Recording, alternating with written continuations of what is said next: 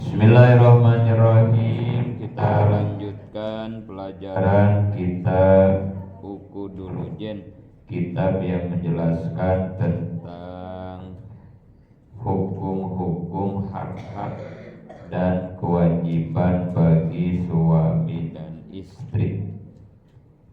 Bismillahirrahmanirrahim. Wa qala Ibnu Hajar, Iza tarrat imra'atun lil huruji li ziyarati walidin. Ibnu Hajar berkata, Iza tarrat imra'ah, apabila seorang istri ada kebutuhan yang penting. Seorang istri punya kebutuhan penting sehingga dia harus keluar rumah. Seperti apa kebutuhan yang pentingnya? Li ziyarati walidin, misalnya dia pengen silaturahmi kepada orang tua. Seorang istri pengen silaturahmi ke orang tuanya, kan berarti dia harus keluar rumah. Maka bagaimana ini caranya? Kharaja lakin biizni jaujiha. Maka yang pertama yang harus diperhatikan oleh para istri, satu, dia harus izin dulu kepada suaminya. Jadi kalau ada kepentingan yang penting, mendadak, yang urgent, sehingga dia harus keluar rumah, maka yang pertama harus izin dulu sama suami. Kalau suaminya mengizinkan, maka silahkan. Tapi kalau tidak, jangan berani-berani. Jangan ngeluarin dalil juga, jangan ya. Saya kan mau jarang. Saya nanti kalau nggak main ke bapak, ke ibu, disangka anak yang durhaka. Wah, keluarin dalil segala macam ke lakinya, gitu ya. Gara-gara nggak dikasih izin. Jangan, karena semua ibadah istri itu nggak ada yang bisa membandingi dengan taatnya kepada suami, gitu. Nggak ada, nggak bisa, gitu. Walaupun itu bapaknya sendiri, walaupun itu ibunya sendiri, lebih berhak, dia lebih wajib seorang istri taat kepada suami dibanding harus silaturahmi kepada orang tua, gitu. Jadi jangan ya, gak usah pakai dalil-dalil, udah itu banyak. Apa kata suami jangan, ya udah gitu. Buka lagi kerudungnya, taruh lagi tasnya, udah. Matiin lagi motornya, masukin lagi. Jangan ya. Kalau tidak ada izin suami nggak boleh ya. Kedua, ghairu mutabarrijatin, kalaupun dapat izin dari suami, suaminya ngizinin, memperbolehkan, ya udah silahkan, mau silaturahmi mah sama orang tua silahkan. Maka nanti ketika keluar rumahnya tidak boleh berhias. Ghairu mutabarrijatin, jangan dandan, jangan berhias. Udah pokoknya mah jangan pakai bedak, jangan pakai alis anti badai. Dan nanti keluar. Gak boleh ya. Kalaupun dibolehin, diizinin, maka keluarnya tidak boleh sambil dandan. Kemudian fi malhafatin, yang ketiga, pakaiannya pun harus pakai pakaian yang jelek. Fi malhafatin, Kostum gak baju cina. pakaiannya harus pakaian jelek katanya. Jangan yang bagus. Ya maksudnya bukan jelek tuh, yang biasa pakaiannya gitu ya. Jangan pakai pakaian yang bagus, yang biasa aja gitu. Kayak daster misalnya gitu ya.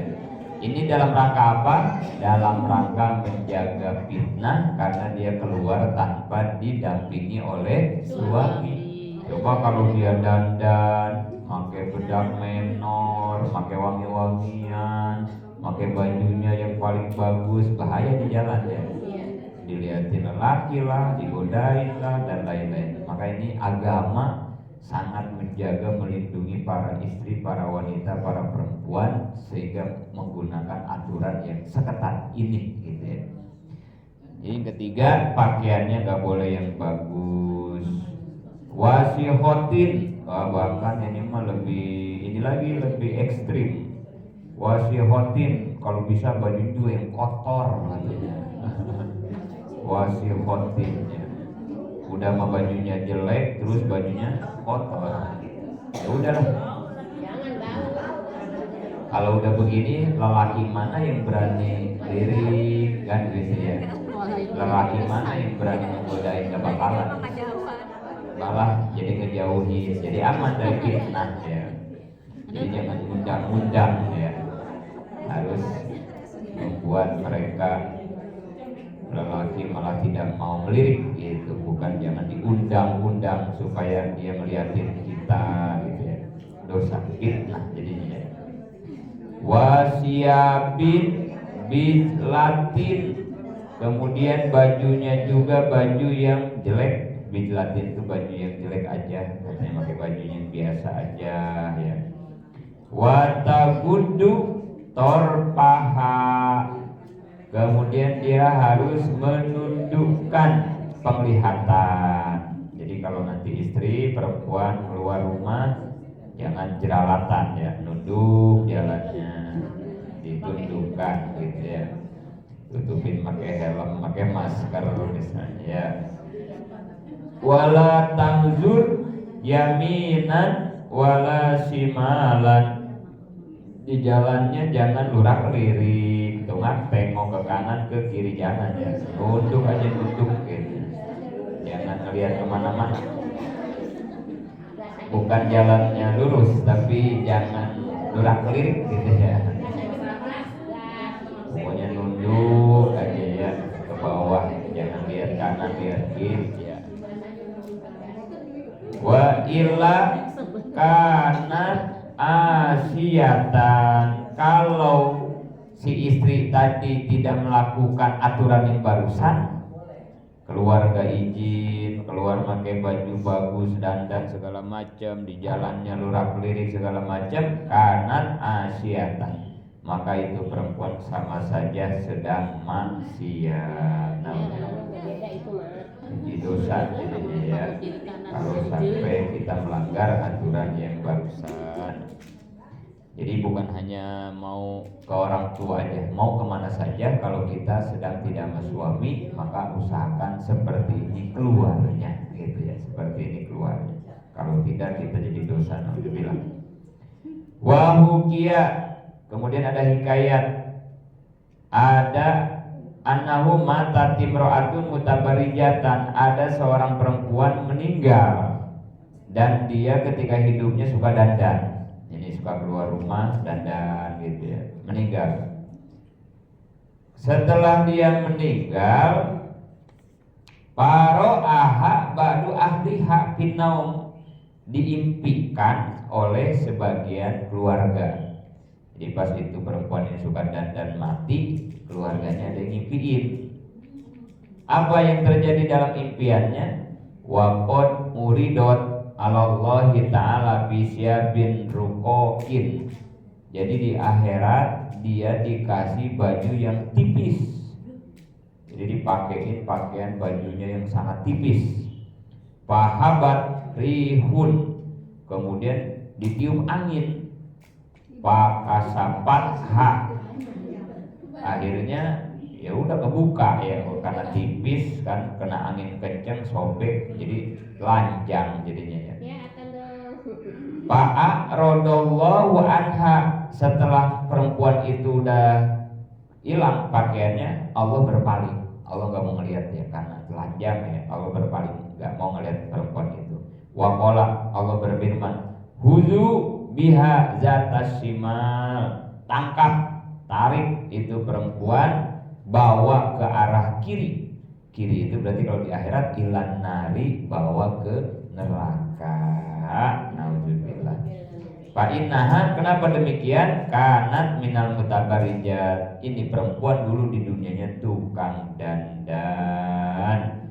Bahkan jalannya juga suka digutak gitu. Pokoknya bikin menarik laki-laki aja gitu ya. Nauzubillah ya. Wa hukiya annahu, dihikayatkan kembali, ada hikayat kembali, lama mata jaujul waliyah, ada seorang wali, tapi walinya dari kalangan perempuan. Wali perempuan itu Robi'atul Adawiyah ya. Salah satu wali perempuan yaitu bernama Siti Robi'atul Adawiyah. Itu teh wali dari kalangan perempuan. Kan kalau kebanyakan wali mah dari laki-laki kebanyakan ya. Tapi ini ada yang perempuan yaitu Siti Robi'atul Adawiyah. Suaminya meninggal. Suaminya Robi'ah meninggal. Setelah meninggal, ista'zana Al-Hasanul Basri. Syekh Hasan Al-Basri ini seorang ulama sufi juga ini ya, Hasan Basri ini ya. Minta izin wa ashabuhu, dan sahabat-sahabatnya Syekh Hasan Basri minta izin mau, kalau kata kita mah nyalawat, mau ngelayat gitu ya, mau ngelayat ke Robi'atul Adawiyah karena suaminya meninggal.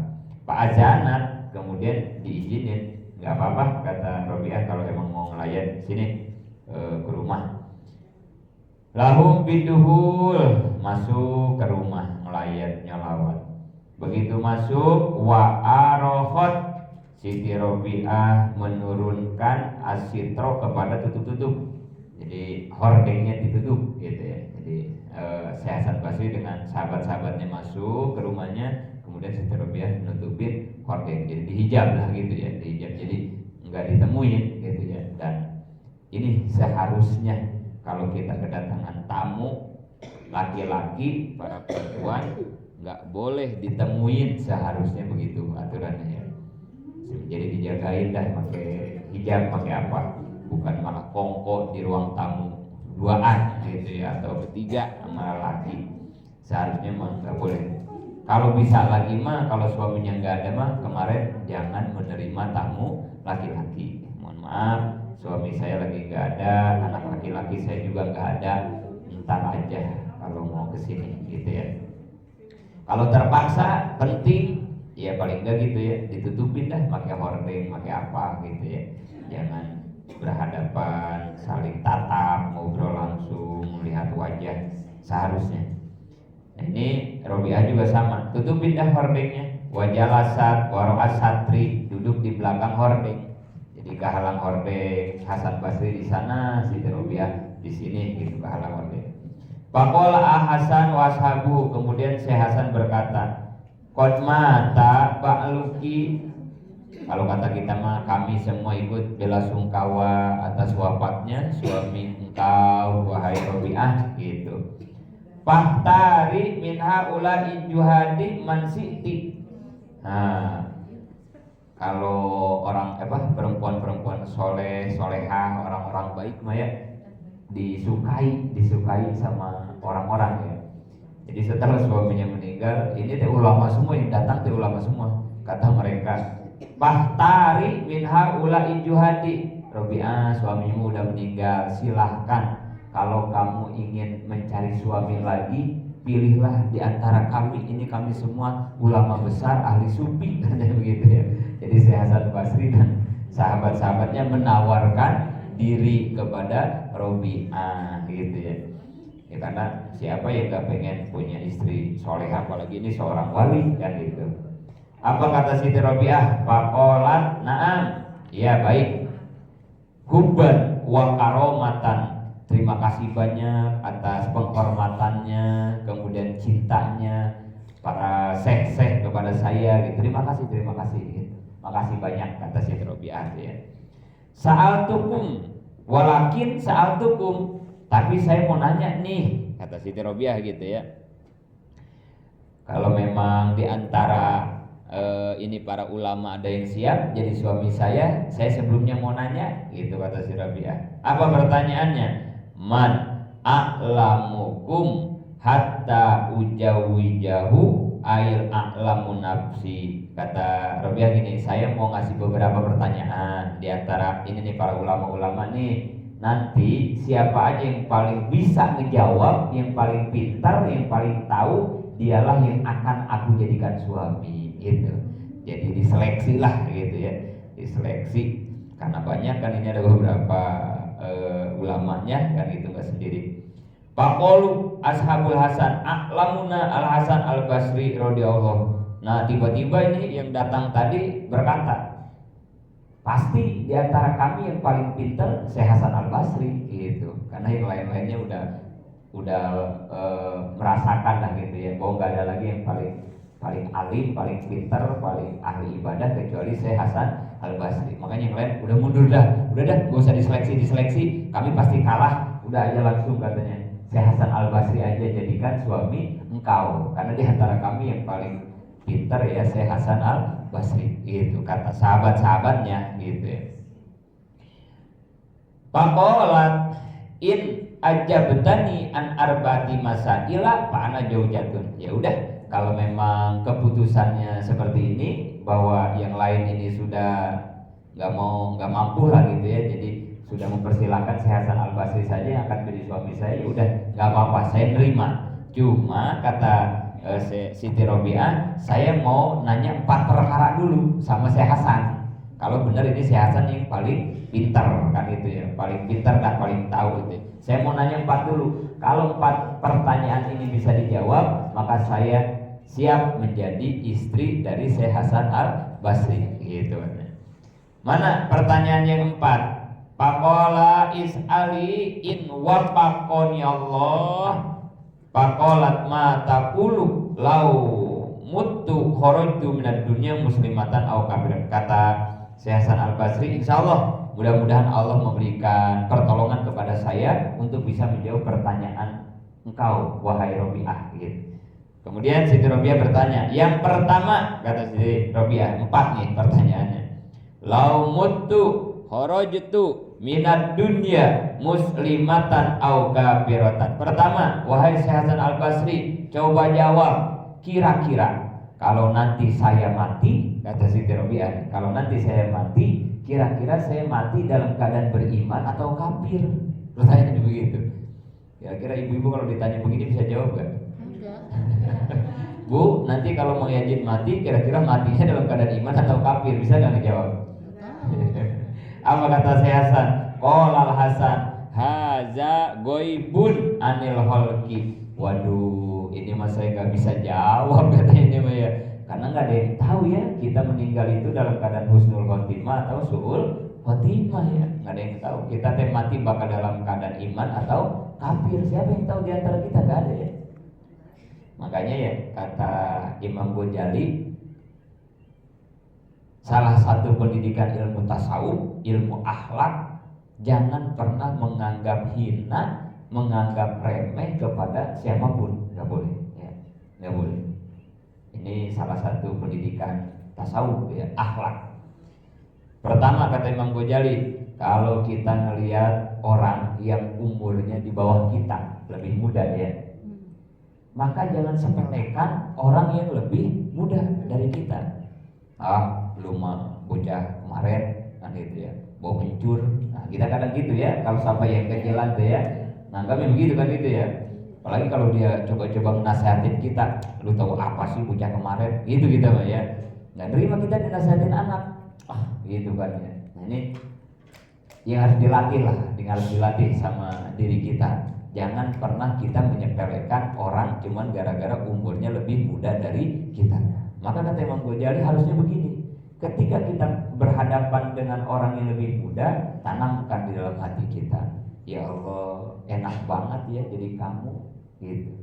Kamu lebih muda dari saya, pasti dosanya lebih sedikit dibandingkan saya. Ini ya, positive thinking ya, seorang sufi begitu ngajarin kita ya. Kalau kita melihat orang yang lebih muda dari kita, maka rasakan di dalam diri kita, pasti dosa dia lebih sedikit dibandingkan dosa kita. Kita umur 60 tahun, ketemu sama orang umur 30 tahun. Kira-kira dosanya banyakan siapa? Kita udah 60 tahun ya, kita udah bikin dosa 60 tahun. Ini orang baru 30 tahun. Itu kan pasti dikitan dia dosanya. Jangan dilihat bau kencurnya, jangan dilihat bocah kemarin sorenya. Kalau begitu mah kita jadi sombong. Coba lihat dari sisi maksiat, banyakan mana sih dosanya sama kita? Kan pasti banyakan kita udah 60 tahun. Ini mah baru 20, 30. Maka karena kita melihatnya dari sisi itu, kita gak bakal berani menghina orang yang lebih muda dari kita. Gak bakalan. Ya Allah, enak ya kamu dosanya masih dikit ya. Aduh, emak-emak ini ya Allah udah 70 tahun, udah kayak apa kali dosa emak-emak kan gitu. Jadi positif gitu ya. Kemudian kata Imam Ghazali, kalau kita ngelihat orang yang lebih tua dari kita, lebih tua kan itu ya. Nah kita juga kadang yang muda suka belagu juga ya kalau sama yang tua. Yang tua kan gitu ya. Dulu sekolahnya juga nggak tamat SD kan gitu ya. Saya mah ini udah doktor. Ya kadang ada juga itu ya yang muda teh agak sombong gitu ya.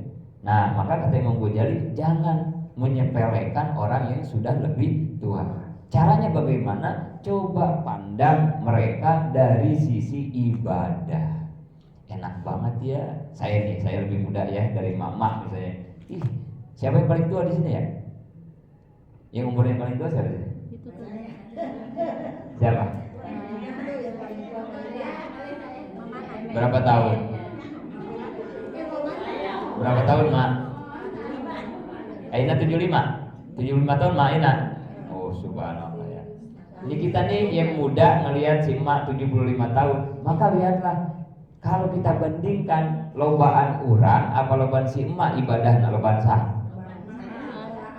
Ya kita yang muda ya, sama si emak yang 75 tahun. Sholatnya lobaan sah. Pasti lobaan si emaknya. Urang mah umur 30 tahun sholat baru 30 tahun ya. Si emak mah berarti udah sholat 75 tahun. Lobaan emak. Maka kalau kita melihatnya seperti itu, kata Imam Ghazali, kita nggak bakal berani merendahkan orang yang lebih tua, karena dilihat dari umur ibadahnya pasti lebih banyak orang yang sudah tua dibanding kita yang masih muda. Ini ya akhlak Sufi mengajarkan ke kita ya, supaya kita jangan pernah merendahkan orang lain yang muda ataupun yang tua. Dikasih cara pandangnya yang benar gitu ya, cara pandangnya yang benar. Bahkan yang ketiga kata Imam Ghazali nih, ini yang paling ekstrim.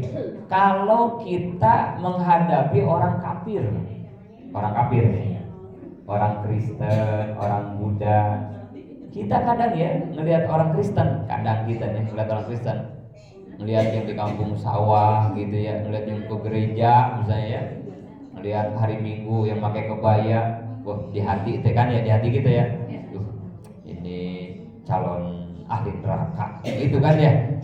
Ya di hati itu sudah ada, ini udah calon ahli neraka, ini mau udah orang Kristen kan begitu ya, orang Buddha. Kadang kita ada merasa ya gitu ya, karena kita Islam kan gitu ya, melihat orang non muslim tuh kadang suka begitu ya, beda ya wajah-wajah orang ahli neraka begitu banget ya wajahnya, di hati gitu ya, di hati ya.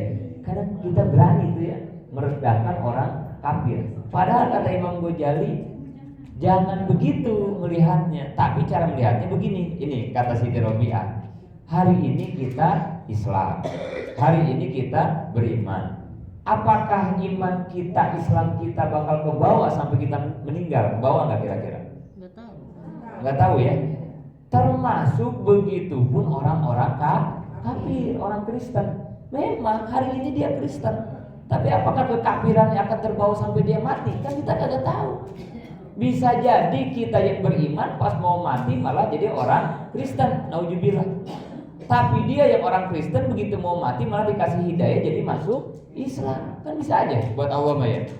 Terus kenapa hari ini di dunia kita berani menjustis, menghukumi, merendahkan? Orang Kristen pasti ke neraka, nih gua orang Islam pasti masuk surga. Ngapain? Matinya juga belum, kan gitu. Dan kita nggak pernah tahu kita mati dalam keadaan husnul khotimah atau su'ul khotimah. Maka jangan pernah berprasangka buruk merendahkan kepada siapapun, jangan gitu. Nggak boleh. Nah, sampai seperti ini gitu ya. Kata Siti Robiah, kira-kira nanti kalau saya mati, saya dalam keadaan iman apa kafir? Kan nggak ada yang tahu ya, nggak ada yang tahu kita. Karena manusia itu kan ada yang husnul khotimah, ada yang su'ul khotimah. Ada yang baik ujungnya, ada yang buruk ujungnya. Dan ingat nih ibu-ibu, kesuksesan manusia itu adalah ketika mati. Ingat-ingat ya. Jangan pernah mikir sukses hidup, jangan ya. Jangan pernah berusaha berpikir pengen sukses hidup, jangan. Biarin lagi hidup mah kagak sukses, yang penting sukses mati.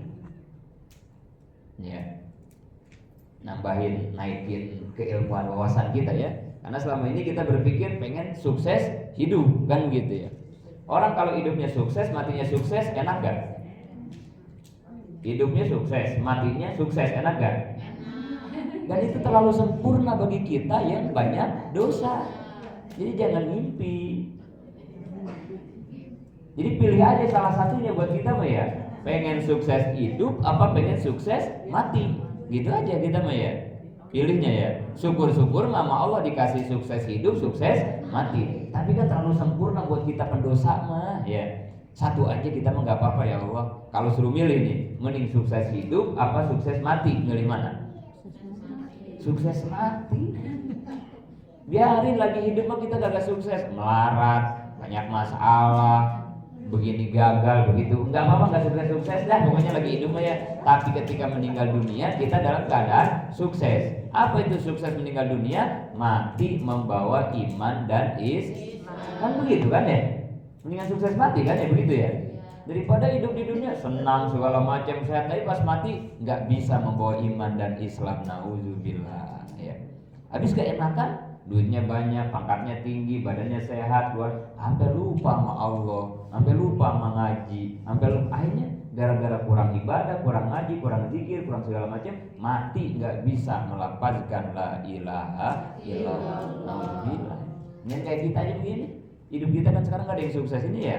Utang banyak ya, kadang laki galak, anak bader. Gak sukses kita ngedidik anak ya. Gak sukses kita ngejadiin suami soleh juga ya. Apalagi secara ekonomi kita gak sukses kan. Kadang bertetangga aja sama saudara aja kita gak akur-akur ya. Berarti kan gak sukses kita mah ya. Gak apa-apa ya Allah, gak apa-apa. Yang penting nanti pas saya meninggal, sukseskan saya ketika saya meninggal dunia. Wafatkan saya dalam keadaan husnul khotimah. Ringankan lisan saya mengucapkan la ilaha illallah ketika sakaratul maut. Itu namanya sukses mati, gitu. Husnul khotimah ya. Ya syukur-syukur mah hidup sukses, mati sukses. Tapi sempurna banget gitu mah ya. Gitu ya. Kayak yang pernah dijelasin ya. Surganya ada berapa?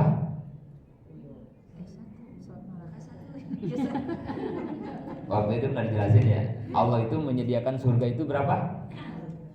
Berapa Bu? Lupa lagi kan? Naik nih ngajinya. Waliman hoba maqama rabbihi jannatan. Surat Ar-Rahman itu ya. Waliman hoba maqama rabbihi jannatan. Kalau yang kita tahu surga ada berapa? Satu. Yang kita tahu ya, surga ada berapa? Ada satu di akhirat. Yang kita tahu ya, surga itu ada satu di akhirat. Surganya ada berapa tingkat? 7 ya. Surga Firdaus, surga Naim, surga Adnan, banyak ya. 7 ya. Yang kita tahu kan begitu. Surga itu satu di akhirat, tapi surganya bertingkat-tingkat. Tergantung tingkatan ibadah lah gitu ya. Ada yang paling VIP, ada yang biasa gitu ya. Padahal mah dalam Ar-Rahman tadi dikatakan waliman hoba maqama rabbihi jannatan. Bagi orang yang takut kepada makom Tuhannya, maka kata Allah dia akan diberikan jannatan, isim tasniyah. Jannatan, 2 surga. Jadi ternyata Allah itu udah nyiapin 2 surga, bukan 1, ada 2. Mana surga yang 2 itu? Ada jannah ajil, surga sekarang. ada jannah ajil, surga entar. Jadi surga itu ada surga sekarang, ada surga entar. Surga sekarang berarti di dunia, surga entar berarti di akhirat. Di dua ternyata surga itu sesuai doa kita yang suka kita baca. Rabbana atina fid dunya hasanah wa fil akhirati. Kan itu doanya dibaca. Di dunia pengen dapat kebaikan, di akhirat pengen dapat kebaikan. Kan itu doa kita ya. Yang dimaksud kebaikan itu apa? Hasanah di situ apa coba? Ibu-ibu ya, kalau ngedoa Rabbana atina fid dunya hasanah kan begitu ya. Itu maksudnya kebaikan itu apa coba? Di Quran dikatakan ya, yang disebut hasanah itu surga. Jadi di dunia pengen dapat surga, di akhirat juga pengen dapat surga. Karena surga yang Allah sediakan itu ada dua. Nah, kalau boleh milih nih ya, ibu-ibu mau milih surga di dunia apa surga di akhirat? Kalau boleh milih, ya mending surga di dunia atau yang di akhirat? Ayo. Jangan dua-duanya mah sempurna ya. Kayak tadi, sukses hidup, sukses mati, sempurna itu mah ya. Janganlah, milih aja milih. Mending sukses hidup, mending sukses mati, mending sukses mati, kan gitu ya. Nah itu benar pilihan. Nah sekarang surga, mending milih surga di dunia apa surga di akhirat? Di akhirat. Di akhirat mah badan. Mayajin nggak mau surga akhirat, Mayajin nggak mau, benar sih nggak mau. Mendingan surga dunia. Mendingan surga dunia. Nggak mau surga akhirat mah nggak mau. Mendingan surga dunia aja. Biarin di akhirat nggak dikasih surga nggak apa-apa. Sekarang nih di dunia kasih surga. Namanya surga ajil, surga sekarang. Kapan ke akhiratnya juga kapan? Emang sekarang kita hidup di mana ini? Dunia. Ngapain nungguin yang belum kan gitu ya? Kan kita suka baca kalimat thayyibah, la maujuda ilal, di sini begini sekarang. Jangan entar, jangan besok, sekarang hidup tuh harus begitu. Kita tuh fokus kepada yang saat ini aja. Jangan mikirin yang entar besok, jangan ngapain. Belum nyampe. Fokus aja sama yang sekarang. Begitu kan prinsip dalam kalimat thayyibah kan gitu ya. Jangan pernah memikirkan yang kemarin atau yang besok, tapi fokuslah kepada yang sekarang. Termasuk surga. Ngapain surga entar? Orang Allah punya surga sekarang kan gitu ya. Kan enggak lucu itu ya. Bocah ya. Nih, baju baru nih ya. Ini baju sekarang baru, ini buat lebaran nih. Mau milih yang mana? Nah, kan gitu ya bocah ya. Itu bocah mau milih baju barunya buat sekarang buat lebaran kira-kira. Iya bocah tuh kalau kita kasih baju baru dua ya sama ya. Bagusnya sama semua. Ini buat pakai sekarang, ini buat lebaran nih kan gitu ya. Itu bocah milih yang mana kira-kira? Terserah ada anak ibu ya. Mau milih yang mana ya? Tapi kayaknya kurang waras kali ya. Kalau dibahasain halus mah kali gitu ya. Bocah dikasih baju baru yang sama, ini aja Pak buat lebaran. Yang ininya kalau diambil nih yang ininya ya. Ngapain lebaran juga tahu kapan kan gitu ya. Ambil aja yang ini. Ambil aja yang ini nih, pakai sekarang. Ini baju baru sama kok gitu. Ngapain mikirin buat lebaran kan ini. Kalau emang nyampe nanti ke lebaran ya insya Allah kita beli baju baru lagi kan gitu ya. Tapi yang penting sekarang pakai ini. Masa mau ditolak? Ini kan rezeki kan gitu ya. Dua-duanya ditawarkan oleh Allah. Mau ngambil surga di dunia apa mau surga di akhirat? Ntar aja di akhirat. Terus sekarang di dunia kita mau ngapain? Mau tersiksa maksudnya kan gitu ya. Nauzubillah ya. Jangan. Mendingan kita milih surga di dunia. Dan ternyata surga dunia itu lebih nikmat, lebih utama. Di Quran ada ayatnya itu ya, dibandingkan dengan surga nanti di akhirat. Jauh ya. Pertanyaannya, apakah surga dunia itu? Tahu nggak ibu-ibu surga dunia itu apa? Ini kan karena kita kagak tahu, jadi kita kagak mau milih kali ya.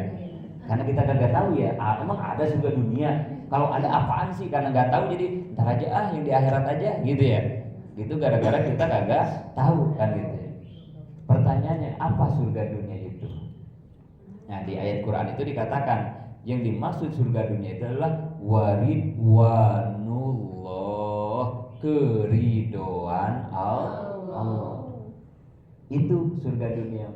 Ketika kita menerima, mendapatkan ridho Allah. Lama kok sudah illallah, dikerjakan kelakuan mengharap ridho Allah. Itu surga dunia itu. Nggak ada yang paling nikmat-nikmatnya yang Allah berikan di muka bumi kecuali keridhoan Allah.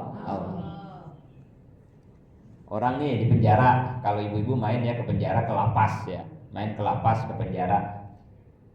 Kalau ibu-ibu nanya, saya pernah ya masuk ke lapas, nanya sama orang-orang lapas gitu ya, warga binaan ya, nanya, bang, betah nggak di sini? Kagak Pak Ustadz, pengen pulang, udah nggak kuat, kata dia begitu ya. Nah emang apa? Pengen pulang? Perasaan bang, perasaan. Abang di sini makan gratis bang. 3 kali dia makan ya di lapas itu ya, gratis. Abang nih kalau keluar dari lapas nih, kalau mau makan, kira-kira harus nyari duit kagak kalau di sini? Nyari duit ya. Sekali makan 20.000 aja gitu ya. Sekali makan 20.000, kali 3 60.000 buat makan tuh sehari ya. Kali sebulan berapa duit tuh ya? Buat nyari makan doang ya. Kalau di sini ya, di lapas tinggal makan abang, gratis. Betah nggak bang? Kagak Pak Ustadz, kagak. Pengen keluar, saya pengen keluar. Itu yang pertama ya.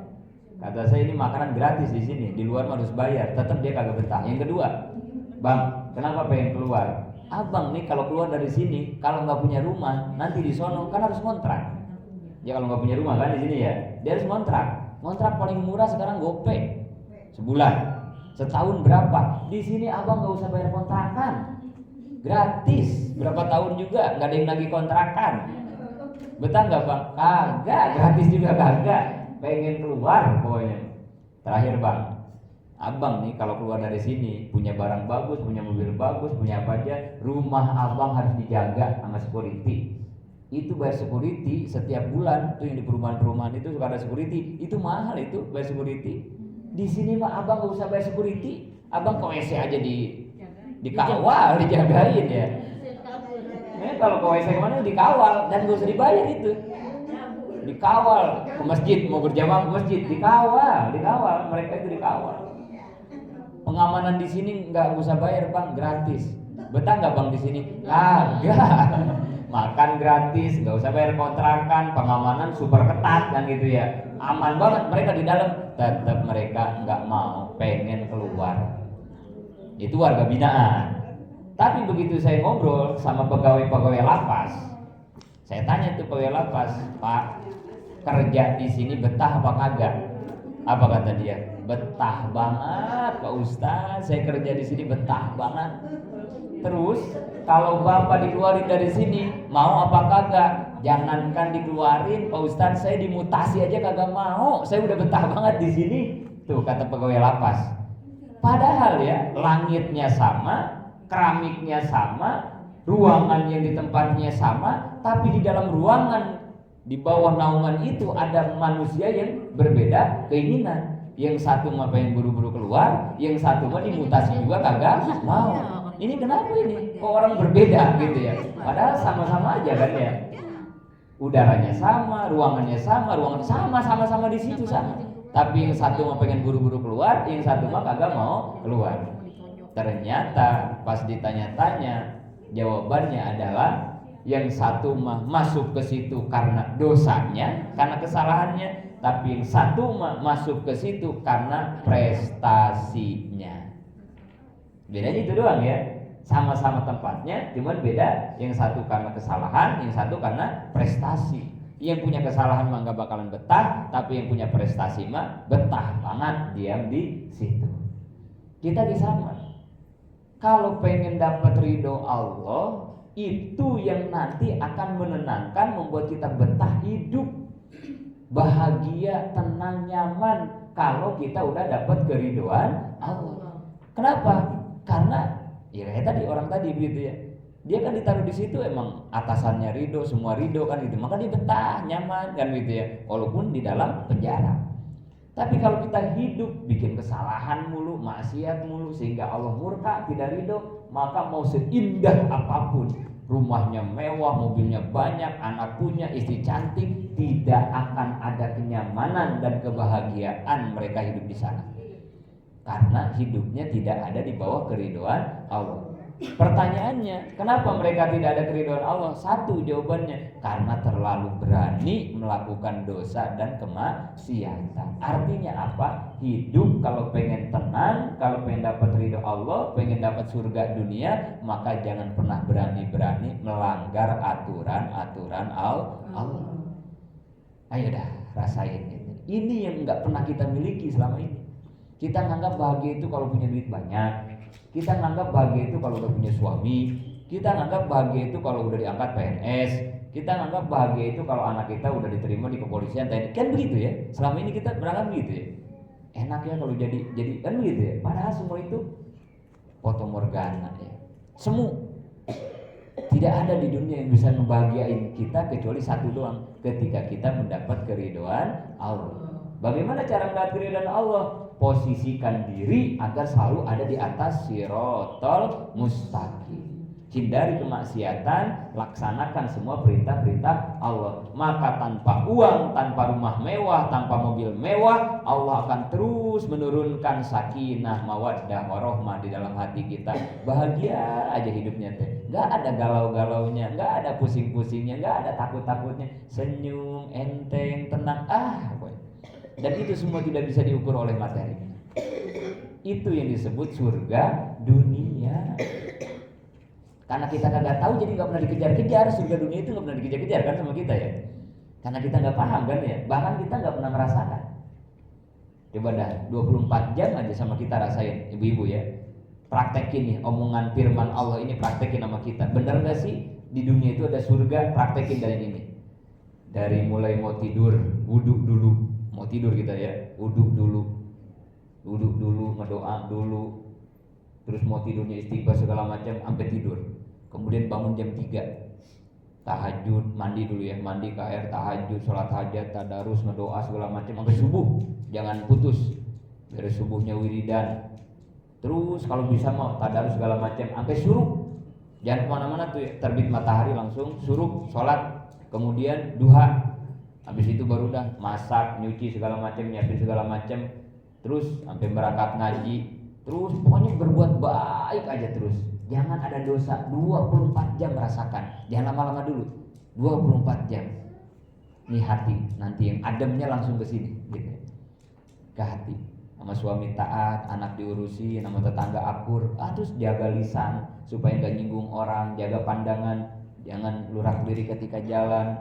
Tadi itu yang dijelasin, kalau keluar pakaiannya dijaga segala macam. 24 jam aja itu rasakan. HP lupa, duit lupa, semua lupa. Nah ini terjadi kepada Robiatul Adawiyah. Bayangin, ada perempuan dilamar oleh kiai gede, kan begitu ya. Kalau model kayak kita ya, dilamar kayak begitu, wah langsung kan itu, nyantok kan itu ya. Tapi bagi seorang wali, karena surga itu bukan suami, karena surga itu bukan anak, karena surga itu bukan materi.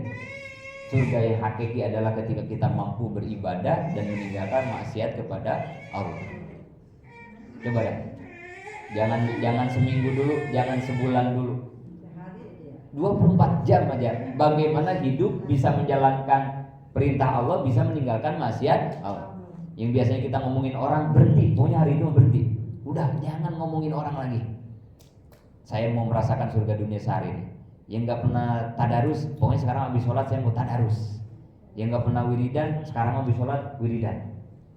Yang biasanya ngomong sama orang pedes mulu, nyakitin orang, berhenti dulu sekarang nih. Karena saya mau meraih surga dunia dulu. 24 jam aja coba. Yang biasanya sama laki bentak-bentak mulu, sekarang mah enggak dulu, saya bentak-bentak. Pokoknya maksiatnya dikurangin, terus ibadahnya ditingkatin. Jangan lama-lama, 24 jam aja. Kalau ibu nggak merasakan surga dunia, protes sama Tuhan gitu. Salahin dia mengaji gitu, nggak bener nih ngajarin ilmu gitu. Jajalin gitu. Jangan kita mengejar-ngejar surga semu mulu gitu ya. Duit mulu, materi mulu gitu ya. Anak pengen pada berpangkat mulu pengen. Ya itu sebetulnya boleh ya. Tapi jangan menjadi tujuan pokok itu mah ya. Karena itu mah semuanya semu. Enggak ada kejelasan itu mah. Semu. Mendingan kita mah yang jelas-jelas saja surganya, kebahagiaan, gitu ya. Jadi ketika ditanya begitu, aduh saya nggak tahu katanya Robiah, nggak bisa jawab itu mah. Itu baru pertanyaan pertama. Pertanyaan kedua kata Siti Robiatul Adawiyah, kalau nanti aku masuk kuburan, wa sa'alani munkar wa nakir, a'abdiru ala jawabihim amla. Hei Syekh Hasan, nanti kalau saya mati, kemudian saya masuk kuburan, ditanya sama malaikat munkar nakir, kira-kira saya bisa ngejawab enggak pertanyaan tersebut? Kata Syekh Hasan Basri, goibun, aduh ini juga saya nggak bisa jawab. Dia nggak tahu tuh ya kamu bisa jawab apa enggak, katanya begitu. Udah 2 pertanyaan kagak bisa dijawab lagi. Kemudian yang ketiga, ija husira annas bil mauqif yaumal qiyamah wa tayratil kutub wa talhisu biyaminihi wa ba'du bisimalihi a'utiya kitab biyamin aw bisimali. Hei Hasan Basri, nanti di akhirat di padang mahsyar kan kita tuh bakal nerima buku catatan amal. Kita nih semua bakal nerima buku catatan amal. Ada 3. Ada yang dikasih di punggung, ini yang orang kafir ya, di punggung. Ada yang di tangan kanan, orang-orang beriman yang bahagia. Ada yang di tangan kiri. Nah ini mah yang 50-50 nih mah ya, ke surga tapi harus ke neraka dulu nih kalau yang di tangan kiri ya. Kata Robiah, kira-kira nanti saya di akhirat nerima kitabnya di punggung, di kanan apa di kiri? Apa kata Syekh Hasan? Goibun, ini juga saya kagak tahu katanya. Nggak tahu waktu nanti kamu dapat kitabnya di mana, katanya gitu ya. Pertanyaan ketiga nggak kejawab. Terakhir yang keempat kata Robiah, iza nudiya fil qiyamah parikun fil jannah wa parikun bis sa'ir a'akunu min ahlil jannah atau min ahlin nar. Terakhir katanya keempat nih. Nanti kan orang-orang setelah dihisab dan lain-lain digiring. Sebagian dimasukin ke surga, sebagian dimasukin ke neraka. Ini kira-kira saya nanti jadi golongan yang mana? Katanya yang ke surga apa yang ke neraka? Apa kata Syekh Hasan Al-Basri? Goibun aidon. Aduh ini juga saya kagak tahu tuh. Nanti kamu bakal ke surga apa ke neraka? Kata Syekh Hasan. Oh, jadi keempat perkara tadi tidak terjawab oleh Syekh Hasan. Padahal Syekh Hasan ini ulama terbesar dibanding yang hadir itu kan ya gitu ya. Maka kata Robiah, amman lahu hammun hadhil arba'ah yahtaju ila jaujin aw yatafarragu. Syekh Hasan, kira-kira ada enggak orang yang sedang bingung memikirkan 4 nasib tadi, terus terpikirkan di pikirannya, di hatinya pengen kawin lagi gitu kata Robiah. Coba dah Syekh Hasan, ada enggak orangnya ya yang lagi mikirin 4 hal tadi? Kan gak ada yang bisa ngejawab nih ya. Kita lagi bingung kan, kita semua bingung ya. Kita juga sama kan, ini pertanyaan kita juga ya. Tiba-tiba kita masih kepikiran scroll TikTok hari ini kan gitu ya. Tiba-tiba kita masih kepikiran pengen makan enak di Cipamingkis Cariu gitu ya. Iya kan, itu kan maksudnya inian kita gitu ya. Pengen ngerujak bareng-bareng, tawa bareng-bareng sama tetangga gitu ya. Ini yang 4 ini emang nggak pernah kita pikirkan. Terus pengen kawin lagi misalnya, pengen beli ini beli itu. Terus ini nasib kita yang 4 ini gimana? Kata Siti Robiah, kalau orang waras gitu ya. Kalau ini kata para wali ini mah ya, ini kata para wali. Tapi mudah-mudahan ini juga jadi pelajaran buat kita yang awam gitu ya. Beginilah cara berpikir sudut pandang seorang waliullah yang sudah sibuk hidupnya, masa depannya, pemikirannya jauh ke depan untuk urusan akhirat. Dan 4 ini adalah pilar pokok yang akan kita hadapi semua. 1, bagaimana nasib kita nanti ketika meninggal dunia? Apakah husnul khotimah atau su'ul khotimah? Yang pertama itu ya, yang harus jadi tafakuran kita kan ya, ingat-ingatan kita, renungan kita selama hidup. Yang kedua, kalau kita masuk kuburan, bisa gak kita ngejawab pertanyaan malaikat munkar nakir? Yang ketiga, di alam mahsyar, di padang mahsyar, ketika Allah ngasih buku amal, kita bakal nerima di kanan, di kiri, apa di punggung kita. Terakhir yang keempat, kita akhirnya nanti akan berada di neraka atau di surga. Tolong ini jadikan bahan renungan kita setiap saat agar nafsu ini jangan terlalu liar, maksudnya begitu ya. Jangan mikirnya dunia mulu, kan kita bakal pulang ke sana melewati 4 hal tadi. Nah, gitu ya. Maka setelah dapat pertanyaan ini, waduh, Syekh Hasan akhirnya nyerah gitu ya. Wah, nggak bisa dari dasar wali, karena itu ya dasar wali. Jadi akhirnya mah nggak jadi nikahin Siti Robiatul Adawi. Cukup udah sama laki yang pertama saya udah diberikan kenikmatan dan laki saya sudah meninggal dunia. Tinggal saya ngebenerin ibadah supaya meninggal kayak laki saya husnul khotimah. Nanti saya akan berkumpul kembali di surganya Allah beserta laki yang udah meninggal ini. Gitu. Jadi, ini mudah-mudahan sekali lagi jadi pelajaran, bahan renungan buat kita. Paling enggak jangan terlalu liar hawa nafsu kita, ngikut-ngikut ngejar-ngejar urusan dunia sampai lupa urusan akhirat. Amin ya Allah ya rabbal alamin. Mudah-mudahan manfaat.